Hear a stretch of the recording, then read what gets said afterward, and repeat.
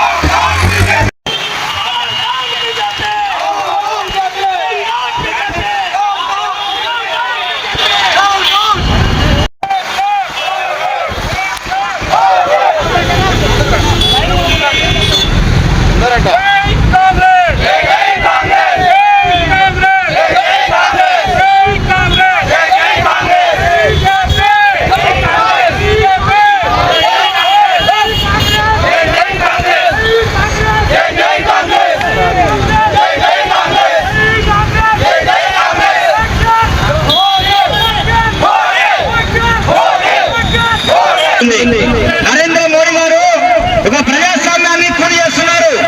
అదేవిధంగా రాజ్యాంగాన్ని విస్మరిస్తున్నారు. అదేవిధంగా ఓట్ల దొంగిలించి ఈరోజు గద్దెనెక్కారని చెప్పి మనకు స్పష్టంగా అర్థమవుతుంది. అందుకోసమే రాహుల్ గాంధీ గారు బీహార్ లో ఏదైతే అధికార యాత్ర చేపట్టారో ఆయనకు మద్దతుగా ఈ రోజు కాంగ్రెస్ పార్టీ నంద్యాల పార్లమెంట్ జిల్లా కాంగ్రెస్ కమిటీ అందరు నియోజకవర్గ ఇన్ఛార్జీలు ఇప్పుడు మైనార్టీ జిల్లా అధ్యక్షుడు నంద్యాల పార్లమెంట్ జాతీయ విషయంలో 2 నిమిషాలు మాట్లాడవలసిందిగా కోరుతున్నాం.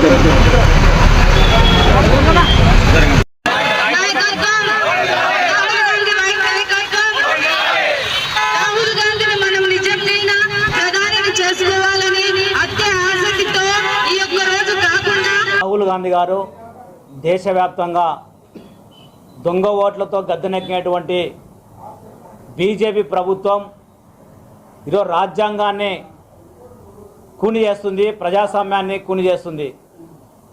ప్రజలు అద్దాలో మేడినటువంటి కోటీశ్వరునికైనా కానీ పూరి గుడిసినటువంటి పేదవానికి కూడా ఓటు హక్కు అనేది సమానం.